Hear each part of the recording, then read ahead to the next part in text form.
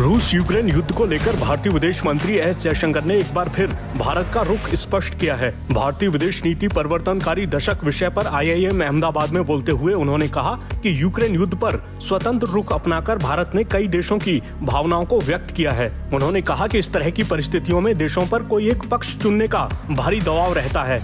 जयशंकर ने कहा, हमने स्वतंत्र रुख अपनाया, हमने अपने लोगों के कल्याण को ध्यान में रखते हुए जिन फैसलों को सही समझा वही फैसले लिए।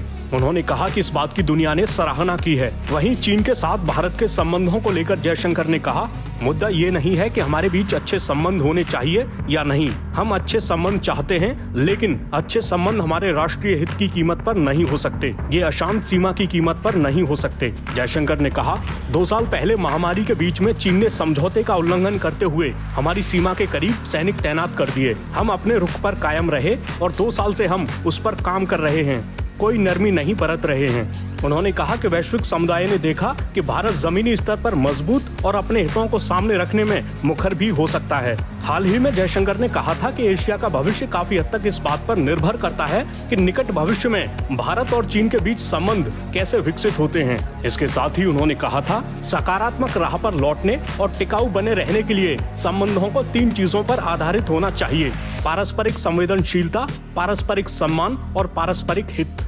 आपको बता दें कि भारत और चीन के बीच 2 साल से ज्यादा वक्त से टकराव वाली कई जगह पर गतिरोध बना हुआ है।